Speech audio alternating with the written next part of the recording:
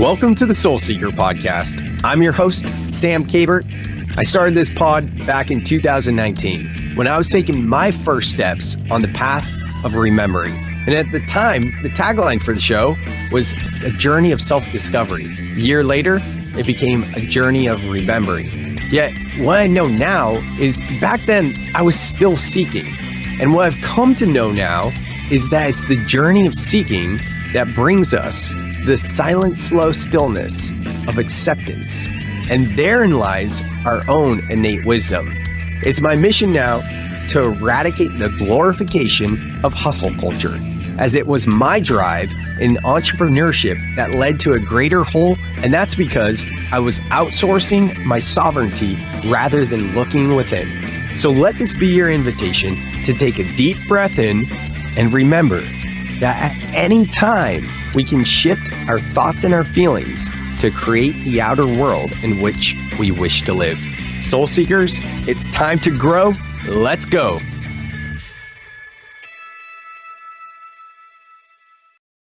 Welcome back to another episode of the Soul Seeker podcast. As always, we're going to drop in with breath, just 3 simple breaths, how we always do. So if you are driving, washing the dishes, doing anything where you can't close your eyes, you just be mindful of that. You can always breathe with us. So Brianna, for you, for me, and for all you out there in listening land that do have an opportunity to slow down and close your eyes, I invite you to close down your eyes, take a seat, and just begin to connect with the inner world, letting the outer world fade away, sitting straight up.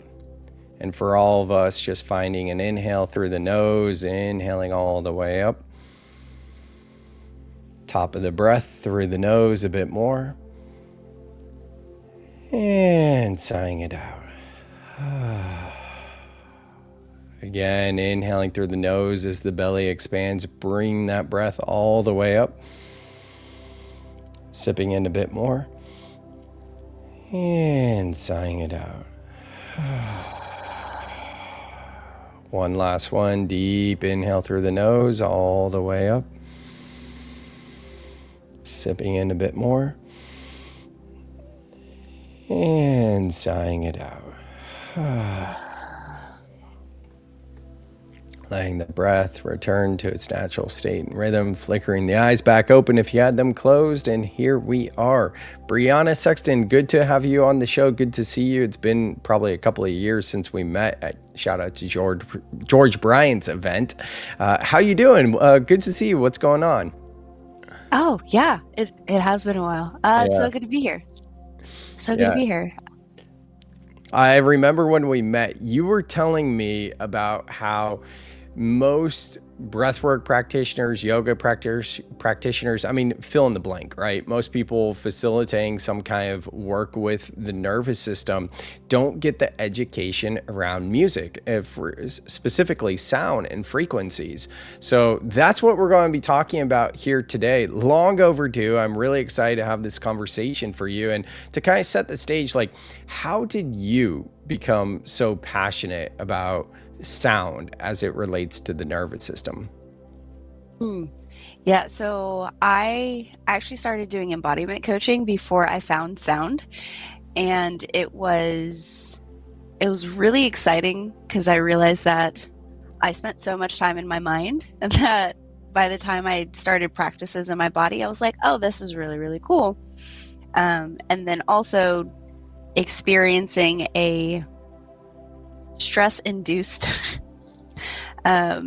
condition, which means that when I'm out of my body, very much so, then I feel it, and then I'm down for the count. It was a really good reset system for me.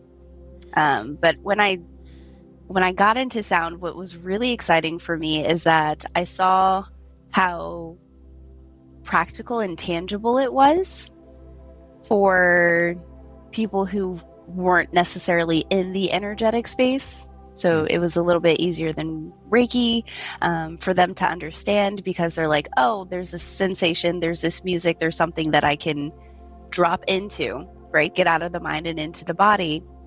And I loved the results that I was getting. I loved hearing from people who said, this is the first time that I felt like I could breathe. This is the first time that I felt like I could be by myself, and being by myself was okay. And I was like, oh, there's really something to this. And then that's where the rabbit hole came.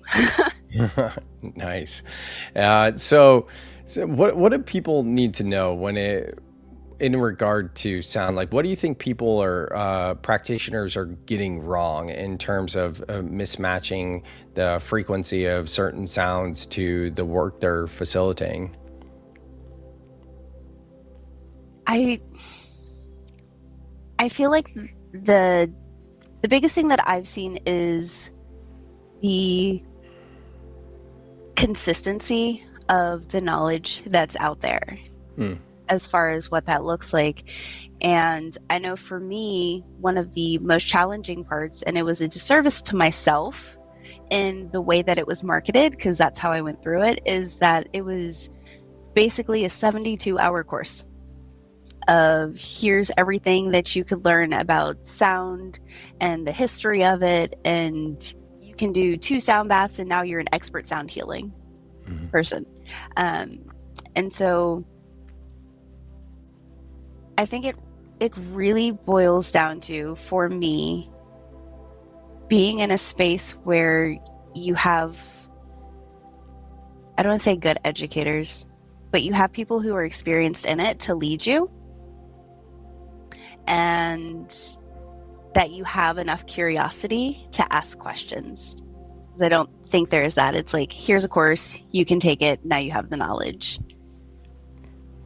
Right. So you're talking about like becoming a sound, I'm just going to call it a sound worker specifically. Yeah. But for like, say, the average yoga instructor, they go through a yoga teacher training, 200 hours, all the things. I mean, I've gone through one and other types of trainings in yoga as well, but one full 200-hour training. Sound and music is like such a small part, and it's pretty basic, there's not much to it. So what would you say that the average like breathwork practitioner or yoga practitioner specifically ought to know about sound? About sound and about music, I would say that your intention really matters with it, and then also doing the research.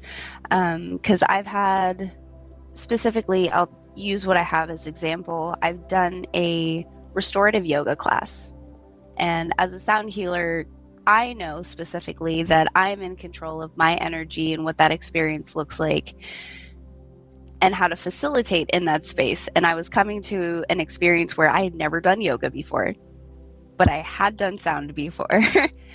And it was loud and a lot for my nervous system.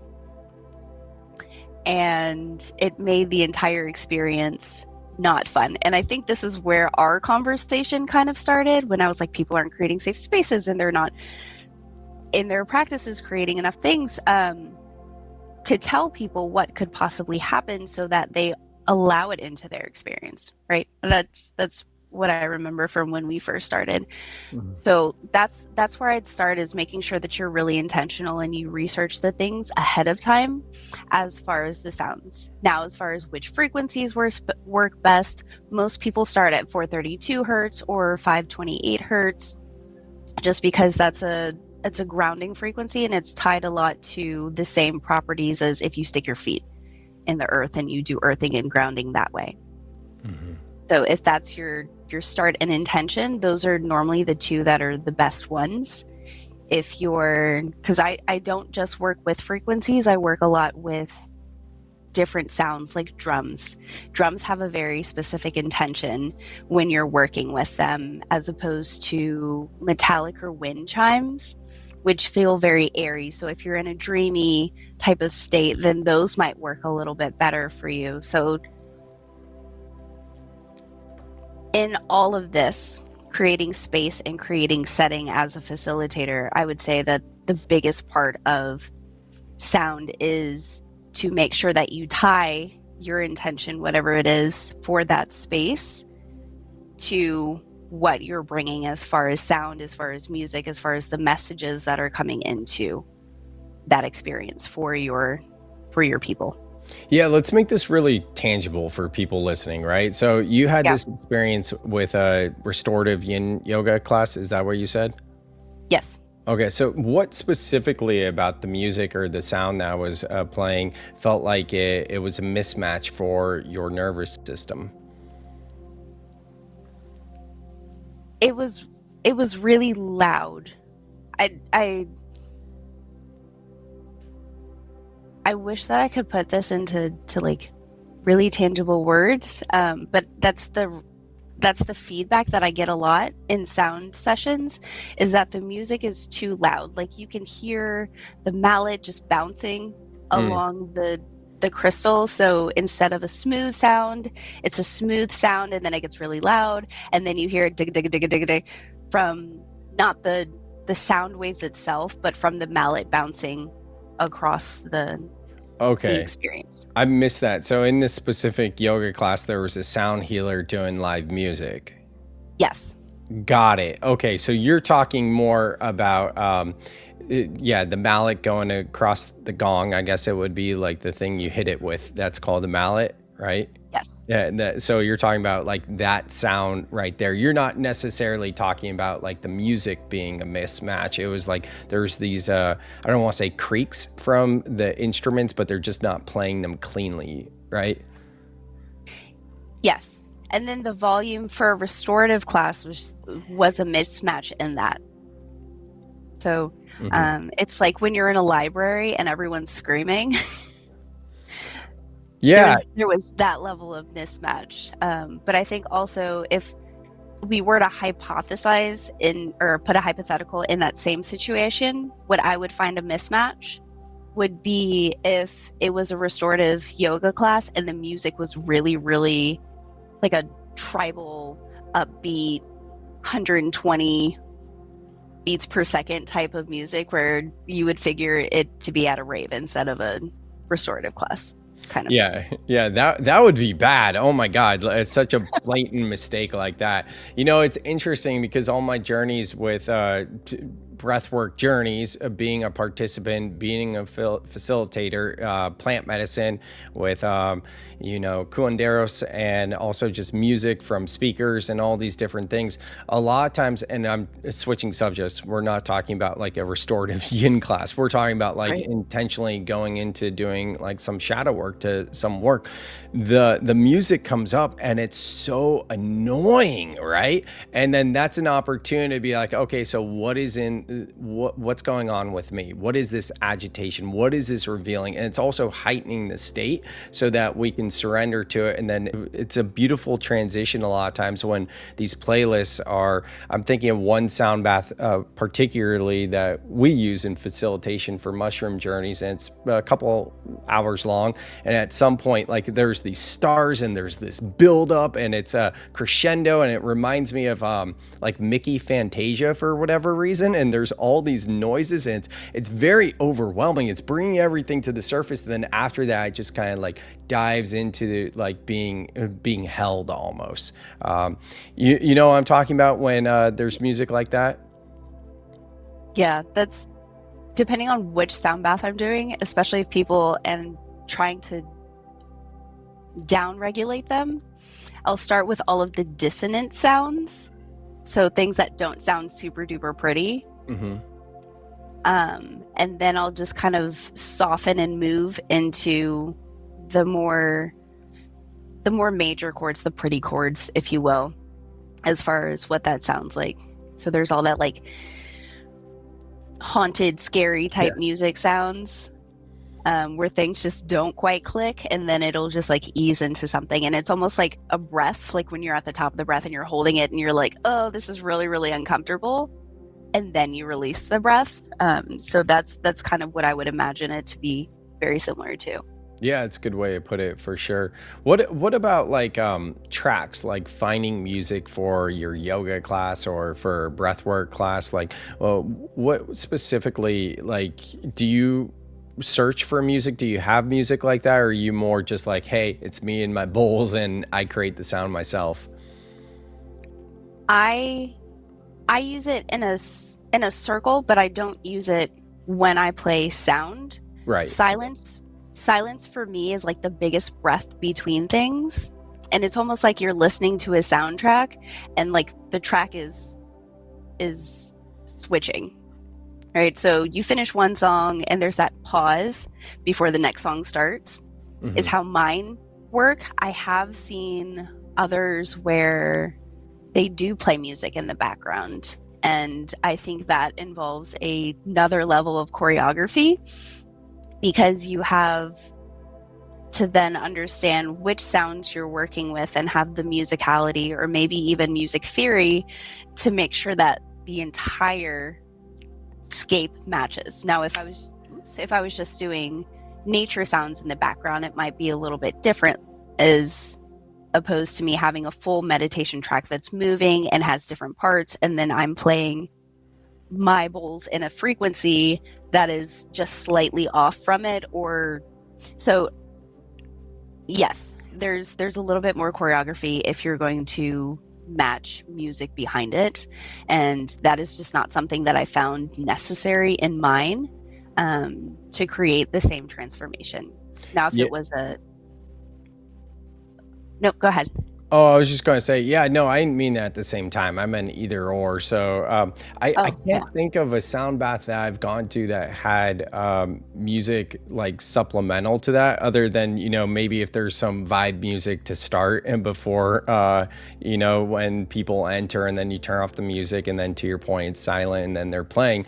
But as someone who's like very well versed in music and sound, my question more is like, or do you have like some go-to songs on Spotify or playlists or tracks that you recommend to folks? That's a better way for me to ask the question.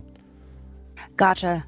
I don't specifically have ones that I recommend.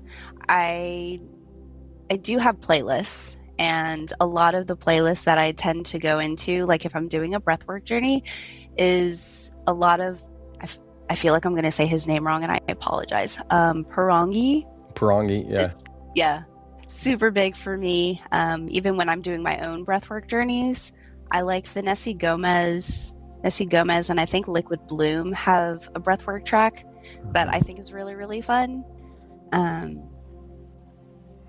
then Liquid Bloom in general has some really good ones that I'll use if I'm working through, and I normally do the 5, 6, 8 minutes, but he does have entire 2-hour journey mixes that you can just walk through. So those are really, really fun. And I think he calls, there's sessions. There's like the Kora session. There's a Kuya session. Oh yeah, and yeah.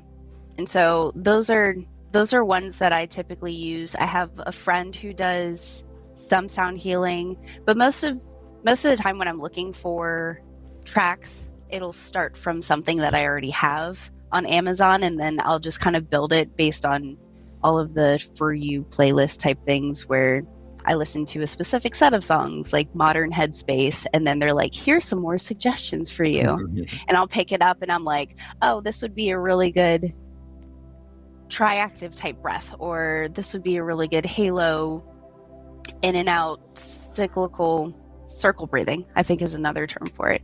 And so then I'll put all of those in a playlist, or if I listen to a set of songs and I'm building for an intention of a very upbeat, like women's empowerment kind of thing, then I'll start with the ones that I have, and then they'll recommend, and it's either yes or no. But that's kind of how I build my playlists. I start with the intention, and then I will work through the choreography of what I want that experience to look like, whether it starts small and then builds in the middle and then coming down on the end, and then maybe more of like the messages. So having something that has a little bit more message about healing and like lyrical.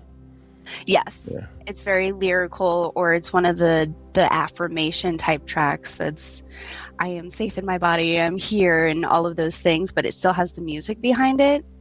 And so that's how I'll kind of end, and then that playlist will end and we'll debrief in the space, and then I have the while you're going in, while you're going out kind of music in the background, just to keep them in that space message wise with the music.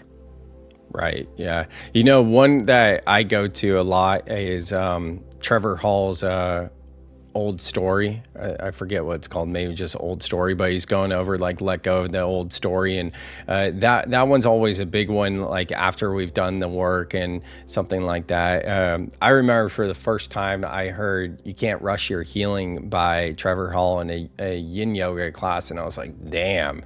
That's good. But yeah, the Liquid Bloom one's so good for the upbeat, like the crescendo type. And I love anything tribal. I feel like it's hard to find good tribal songs for breathwork. There's one I'm looking right now. It's called Bone Dance by Dova, Dancing Tiger. I play that one all the time. I love that one. It's just really good tribal drums, and I would love more of those when I'm leading circular connected breath. But let's talk about bookending it, because let's talk about how you go about creating your playlist, because I think that's going to be really impactful, especially for the folks in Reset Collective. Shout out to everyone going through the certification program through Reset to become a breathwork practitioner. For you guys, definitely tune in here, listen to this, because this is going to be really important on how to create your playlist. You mentioned that you start with the intention. Can you kind of walk us through like what it would look like? Do you use pen to paper? What's your mad scientist lab hat look like when you create these playlists?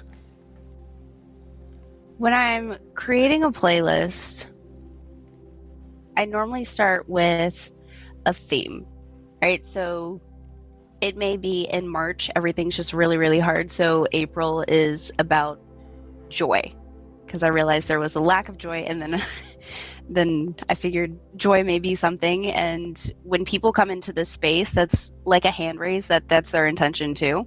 Mm-hmm. What that looks like left or right within it is what the space allows. That said, I'll start with joy. So I'll start looking up every song that starts with joy. And it may be that for this one, because it's joy, I want to do a movement session instead of a breathwork session to start in the mind-body space before I move into sound. Right. So if I'm looking at those types of songs, I'm going to find stuff that for me feels very movement. So it puts me in my feminine, and then I'm like, okay, this feels like hips and chakra, and then I want to move it up into the stomach. So I consider what those energetic channels look like and how we move within them. I'm like, oh, all of these sound like joy, and then all of the messages are light and confidence and power and joy, things that would sit around the same area that may be the solar plexus, right? Mm-hmm. So then I'm in that state, and that's where I build that entire playlist. And for me, my sessions are very organic in that when I'm cueing, like if you want to move a certain type of way, it's not that I've planned out the cues. It's not that I've planned during this 37 seconds, I'm going to have this spiel on something. Mm-hmm. It's really, have I listened to my playlist? And once I put together my playlist, then I will walk through it as if I'm participating in it. That's the one thing I do in all of my sessions. And that allows me to then see, maybe I don't want to do all three of these songs, but in that 10-minute container I have where we're moving from one space to another, where we're moving from, I just sat down and I don't know any of the women in here and I'm not going to bare my soul to them, to, oh, let's sit and have this little bit of movement and hope that nobody's judging me, because that comes up too, like everything gets to be allowed in a space. Then once that, I don't want to get them so high that by the time I'm like, cool, now that you've moved and you're all excited and happy, we're going to lay down. So I'll take it up and then take it down, same way as you would with any breath. There's a kinetic and then there's a potential energy to all of it. And once I've gone through that section of it and it feels really good and it feels really complete, then I know that I have the sound piece. And the sound piece is, for me, very, and when I say sound, I'm talking about the sound bath part of it. Mm-hmm. So we've gone through the music and then we hit the silence. And then with the sound bath, that one's just really intuitive. It's everything that's come up and really just kind of listening and feeling what's in the room, cueing the same way you would with breath work or looking in a movement type ceremony or any type of ceremony, really just feeling the energy of the room and adapting to change as it moves. Yeah, I'm so glad you brought up the walkthrough. It's so crucial, and I think that's where people make mistakes. Like in theory, it's like, oh, this could work, right? But I do the same thing, and I kind of have it down now, so I'm not creating playlists. And for me, it's not something that lights me up. I don't enjoy it. It's very heavy. It's not fun for me to go through the playlists and all that. So the first couple of years that I was doing breath work, like I was really searching for a lot of stuff, and it probably would be a good time for me to revamp some stuff because who knows what's out there now, and I could probably find some new stuff to mix it up. But having said that, I would do the same thing. I would do the walkthrough where it's like, this sounds good in theory. And then I would try something out, breathing to it, and just imagine, okay, while I'm breathing, maybe I'd say something here. It doesn't matter. Let me come back to my breath, right? The whole thing, and be like, oh, wait, that doesn't fit like the way I thought it would. So important. There's another one I have right here I'm looking at. The Dream is Collapsing. It's I love Hans Zimmer, the Yes. composer. Yeah, he's done so many great movies. The Dream is Collapsing is from Inception. Let me see if I can just play that real quick. I don't think it's gonna come through that loud. Can you hear that? Yes. A little bit, right? And then right here, you hear that? Yeah, so I rarely ever use that one, but like that's one of those agitating ones that I'll use Yes. every now to build up the suspense, and then I have them hold the breath at the top, and then I quickly switch. I lower down the volume, and then I'll switch it to, I use Miracle Tones. Are you familiar with that artist or whatever? This specific one is 888 hertz angel number, and it sounds like this. Okay. So it's kind of ethereal, you know what I mean? Yes. So that build up, and then it's the release to what you put earlier. And this is the part where it's such an art form, and it is fun. Now that I'm like talking about, I'm like, okay, it is kind of fun, you know? But yeah.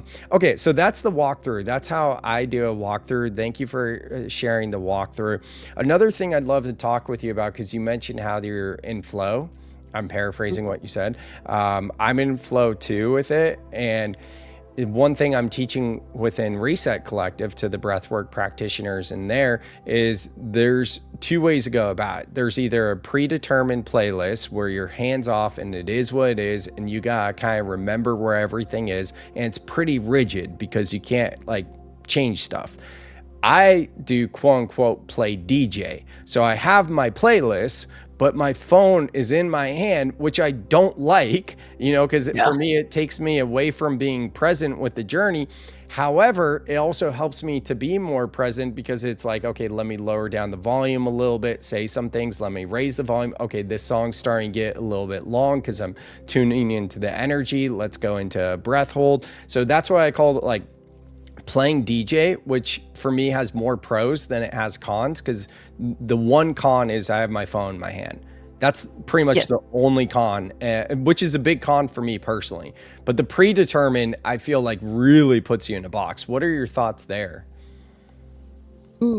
I'm more of a predetermined when it comes left or right. So coming into the space, yes. I will just like run my playlist until I run it. But I have noticed that same thing where I don't like to have my phone in my hands, which is why I do the choreograph and I walk through it. But I have sometimes like looked at a playlist and I'm like, we really don't need that song. And I'll just kind of skip it and go to the next song that feels really good based on what we're doing. And then I'll just cue through that because they're playlists that I have. So if I'm doing a sound circle and we do embodied movement in it, I have an embodied movement playlist. And so I know all of the songs in it. But if I'm doing a breathwork session and I know which patterns I want to use in the session, then I have one with those specific patterns. So all of the music has a very similar beat. So I don't have to cue through it or think through the cues because I'm so familiar with the songs left or right. And these are also my everyday playlists because I love the messaging. And that's just a beautiful part of self-care in itself. But yeah, so I think for me, it's a little bit of both. It depends where I am in the course of the day, but I can see where either is helpful and beneficial, especially if you're starting out, just having the playlist so that you can get used to what that feeling is of, oh, this is the next song, oh, this is the next song, and then getting the feedback from people where this felt really sticky, I was in my thoughts right here, so that they can go back and say, oh, we were about 20 minutes in was this song, and so maybe I can play with this for the next time. And then because I've been doing this for about 3 years, so for me, I'm like, oh, that doesn't feel right, let's move on to the next one. Hey, it's Sam. Can I share something real quick that I think might actually help you? If you've ever felt overwhelmed by your emotions, like you're doing all the right things, yet you still feel off, it's not because you're broken. You know, most of us were never taught how to feel in a way that actually helps us heal. That's why I created Breath Club, a free community where I guide weekly breathwork sessions to help you regulate your nervous system, process emotions, and return to clarity. We use something called the 90-second reset, a simple, science-backed practice that shows how fast emotions shift when you allow yourself to feel them fully. You'll get access to live calls, a community, and on-demand breathwork exercises to reset anytime. No pressure, just an invitation to feel safe in your body again. Links in the show notes if you want to join us. I'm looking at my playlist and I'm like, man, it's been some years, because for the past couple of years for me, most of the breath work I've been doing has been online for the breath club and breath school. And I started off like regular class workshops at yoga studios, all this stuff, and doing breath work journeys. These days, more of it is online, which is just interesting, right? It's neither good or bad, it just is. But here's one from 3 years ago I made called Sacred. This is the one I was looking for, the Sacred Rage Breathwork Journey. This was a specific one I did for a men's group, and I think I only did it a couple of times, but I'm looking at some of the songs, and like we have East Force to start off, and you know, whatever, like, because I always believe in bookending with grounding, and you know, you should alchemize it by the end, and you should start off in a regulated state. But then once we get to the middle, we have that that drum one I told you, the tribal one. Let me play that since you hear it. This is my favorite one I told you about. That's the one I do like all the time. But then there's this song by Dirty Heads. Do you know the band Dirty Heads? I don't. Reggae band, but it's a goddamn liar. So they're just like repeating over and over, and they're kind of like I don't know, they have like a dirt bike vibe. Like there was this band I listened to in high school, I forget, but they're a reggae band, right? And it's like, use a goddamn liar, whatever it is. And I'm like, yeah, that's what I want for that one, right? For that theme. We have another one here that's Trevor Hall, your Fire on Your House. Have you heard that one? I have not. I have a Trevor Hall song, and he has a line about sound in it, which is why I love the song. But I have not heard that one. Yeah, that one came out maybe around the time of the lockdowns, but it's just like, there's a fire on your house, there's a fire on your house. So like, you know, it's very much in this like sacred rage theme still, versus most of Trevor Hall's song are very, you know, more grounded and like nurturing, I would say.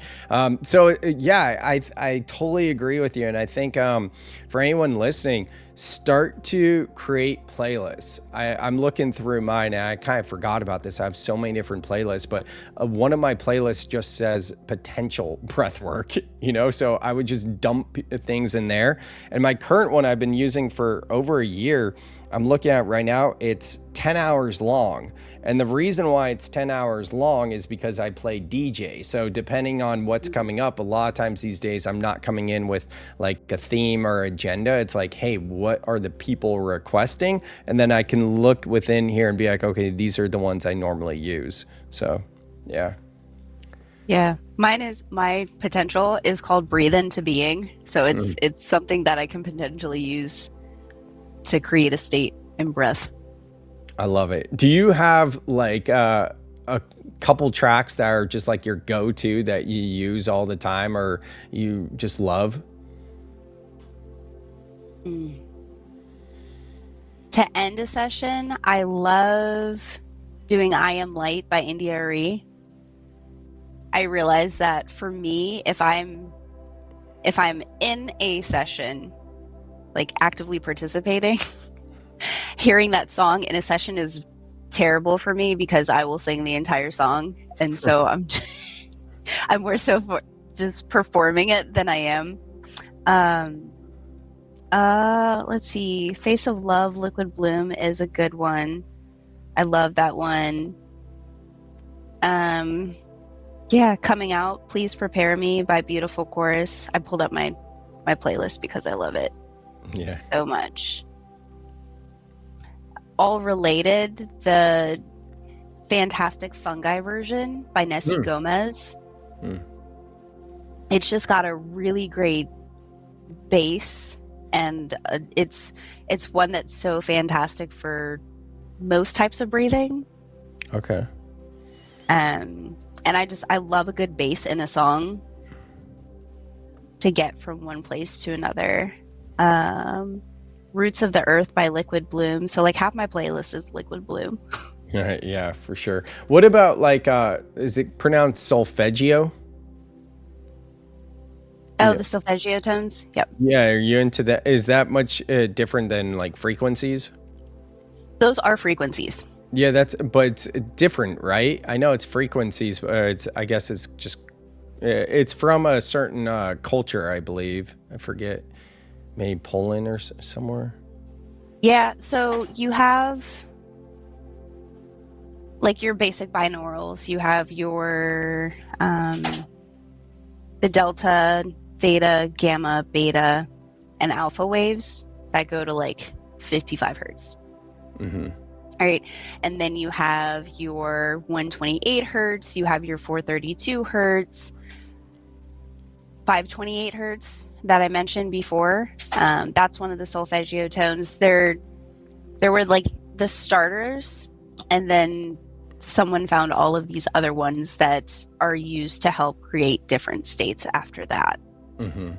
Got it. Yeah, I think how most people, I know this is how many of the breathwork practitioners I know do it, but we kind of look more for the theme that we want. Like I mentioned that one was like abundance. I have another, I don't know the number. It says the number, but it's like an angel number.